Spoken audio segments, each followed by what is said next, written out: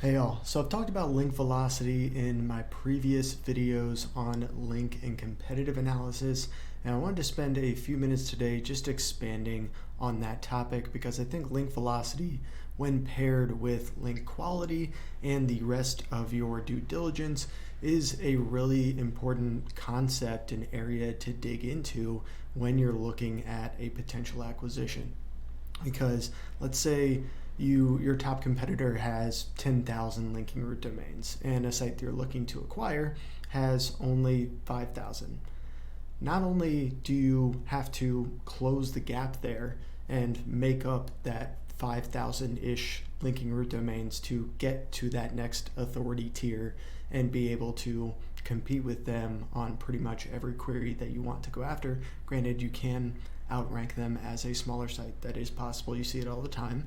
But in order to really be a consistent market leader in your category or niche, being one of the most authoritative sites with the most quality links helps out a lot. So link velocity matters a lot because not only do you have to close that gap, but let's say your competitor is building 100 links a month and the site that you're looking to acquire is only building 50 links a month. You're never going to catch them if you continue to build 50 links a month because they are actually going to increase the gap that they have on you over time. So you need to be able to improve your link velocity to be able to close that gap and get to your competitors in kind of that next tier of authority to really be a market leader in your category. So there's a few different ways that you can analyze link velocity and get to those numbers. And I wanted to show you all just a quick method that I use using tools like Ahrefs and SEMrush to plot that out for a site that you're looking to acquire versus the competitive landscape. So let me just jump into my screen here and I will show you all what I am talking about. So here we have, I've showed you all this site before, dogfoodadvisor.com. In order to get to link velocity, what you could do, like the really basic way to get at it, is essentially just choose a point, likely 6 months ago, 12 months ago ideally, for a site that you're looking to analyze. Look at the total number of linking root domains, and then where they're at now, take the difference between those two numbers and divide it by the number of months that you're analyzing. That's generally how many new links are being discovered or added to the link profile over time.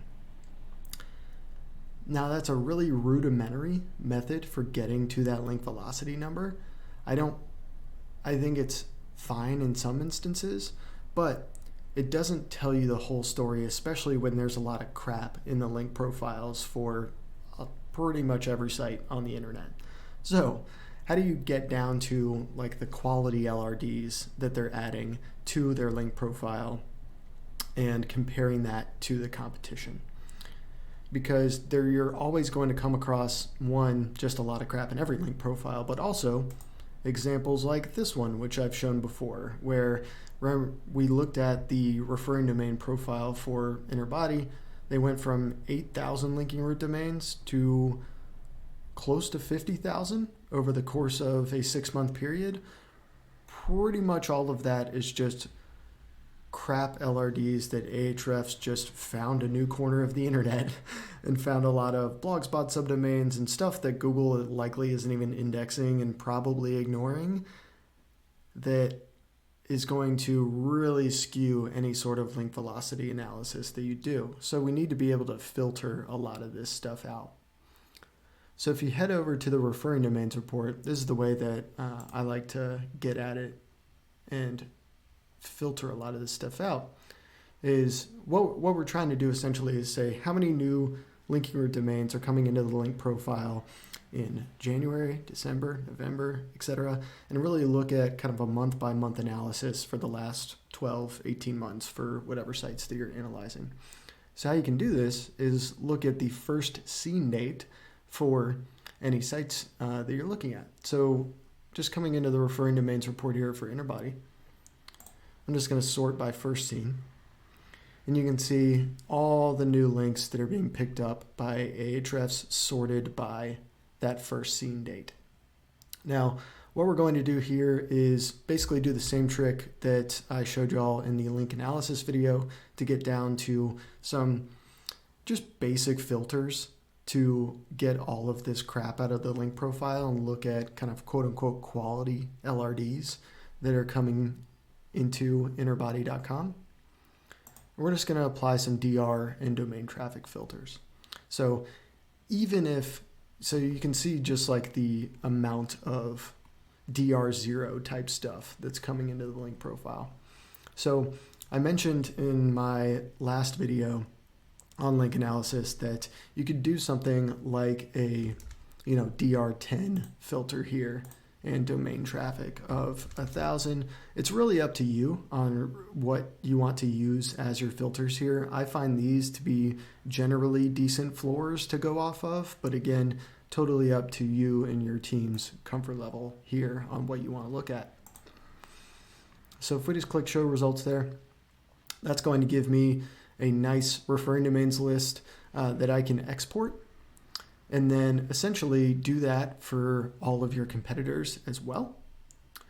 And then what we're going to do is plot that versus the competitive landscape in a spreadsheet and essentially see how many net new linking root domains are coming into the link profile over time and subtracting out any lost links as well. So this is basically what that looks like. I have done a niche analysis that I've just kind of obfuscated the site names here.